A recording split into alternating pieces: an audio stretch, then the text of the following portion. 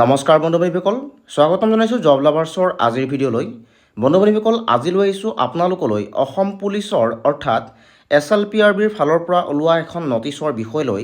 তো বন্ধু বান্ধৱীসকল, সেই নটিচখনত কি লিখা আছে মই সবিশেষ তথ্য আপোনালোকক জনাবলৈ গৈ আছোঁ। সেয়েহে ভিডিঅ'টি শেষলৈকে চাব। আৰু যদিহে আপুনি মোৰ ভিডিঅ' পোনপ্ৰথমবাৰৰ বাবে চাই আছে তেন্তে মোৰ চেনেলটিক ছাবস্ক্ৰাইব কৰি ল'ব। তে আহক বন্ধু বান্ধৱীসকল, মই আপোনালোকক সবিশেষ জনাবলৈ গৈ আছোঁ। ইয়াতে নটিচখনত লিখা হৈছে office of the chairman state level police recruitment board Assam Rehabari Guwahati. আৰু আপোনালোকে ইয়াতে ইছ্যু দেখিছে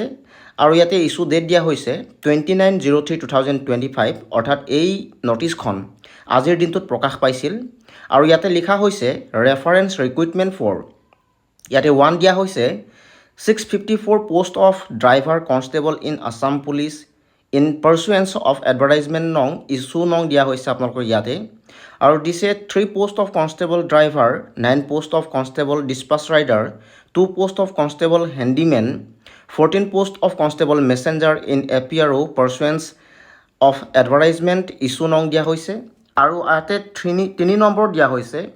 2 post of constable dispatch rider, 2 post of constable messenger in APRO in pursuance of advertisement issue নং দিয়া হৈছে।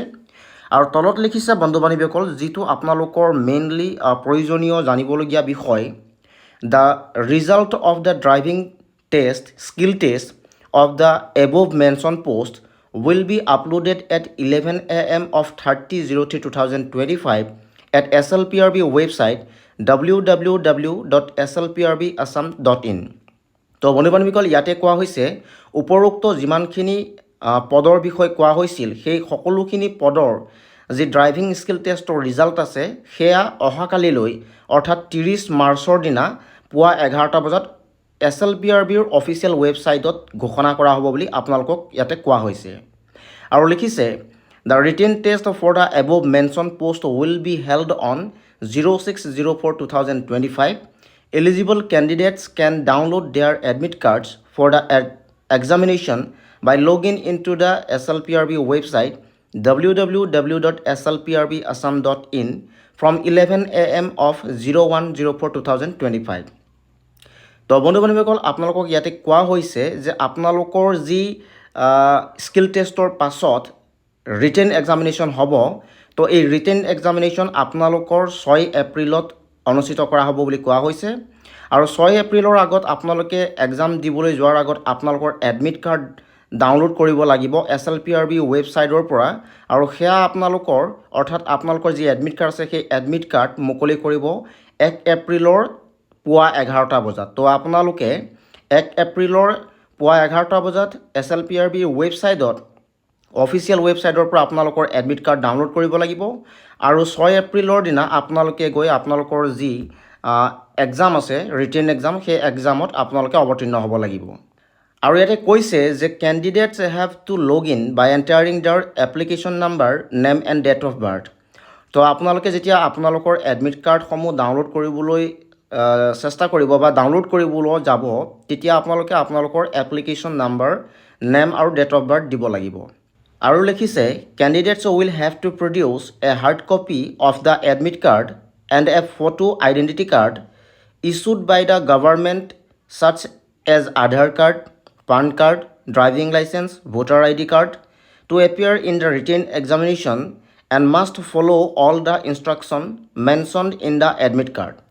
তো বন্ধু বান্ধৱীসকল, আপোনালোকক ইয়াতে কোৱা হৈছে যে আপোনালোকে যেতিয়া এক্সাম দিবলৈ যাব, আপোনালোকৰ ৰিটেন এক্সাম দিবলৈ যাব, তেতিয়া আপোনালোকে এখন হাৰ্ড কপি এডমিট কাৰ্ড লৈ যাব লাগিব বুলি কৈছে, লগতে এখন ফটো আইডেণ্টিটি কাৰ্ড য'ত ইছ্যু থাকিব অসম চৰকাৰৰ বা ভাৰত চৰকাৰৰ দ্বাৰা, ধৰি লওক আপোনালোকৰ Aadhaar card, PAN card, driving licence, voter ID card, এই সকলোখিনি আপোনালোকে ৰিটেন এক্সামিনেশ্যন দিবলৈ যাওঁতে লৈ যাব লাগিব বুলি কোৱা হৈছে। আৰু লগতে এইটো উল্লেখ কৰিছে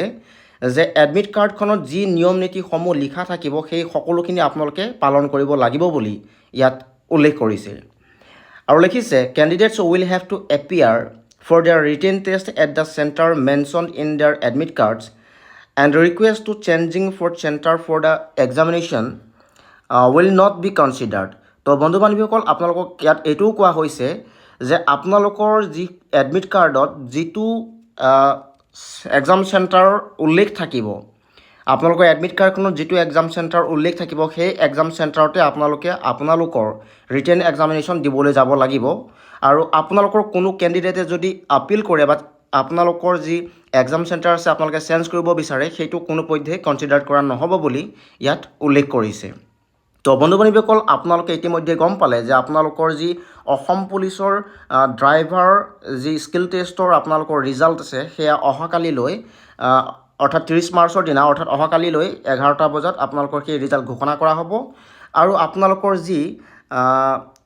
ৰিটেন এক্সামিনেশ্যন আছে সেয়া 6 এপ্ৰিলত হ'ব আৰু আপোনালোকৰ ৰিটেন এক্সামিনেশ্যন দিবলৈ কাৰণে যি আপোনালোকৰ এডমিট কাৰ্ড সেই এডমিট কাৰ্ড আপোনালোকে 1 এপ্ৰিলৰ 11টা বজাত ৰাতিপুৱা 11টা বজাত ডাউনলোড কৰিব লাগিব আৰু ডাউনলোড কৰিবৰ কাৰণে আপোনালোকে এপ্লিকেশ্যন নাম্বাৰ নাম আৰু ডেট অফ বাৰ্থ দিব লাগিব এই সকলোখিনি আপোনালোকক কোৱা হৈছে আৰু আপোনালোকে এক্সাম দিবলৈ যাওঁতে আপোনালোকৰ admit card photo identity card মানে অৰ্থাৎ আধাৰ কাৰ্ড বা পান কাৰ্ড বা ড্ৰাইভিং লাইচেঞ্চ বা ভোটাৰ আইডি এই সকলোখিনি লৈ যাব লাগিব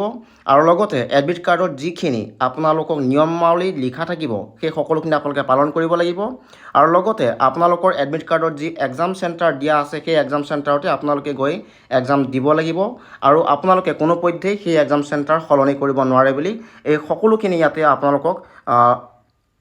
অৱগত কৰিছে তো বন্ধু বান্ধৱীসকল আপোনালোকৰ যি অসম পুলিচৰ বিষয় লৈ এটি গুৰুত্বপূৰ্ণ খবৰ মই লৈ আহিছিলোঁ SLPRBৰ ফালৰ পৰা ওলোৱা এখন নটিচৰ বিষয় লৈ সবিশেষ তথ্য আপোনালোকক অৱগত কৰিলোঁ তো বন্ধু বান্ধৱীসকলৰ এনেধৰণৰ ভিডিঅ'সমূহ পাই থাকিবৰ কাৰণে মোৰ চেনেলটিক ছাবস্ক্ৰাইব কৰি ল'ব ধন্যবাদ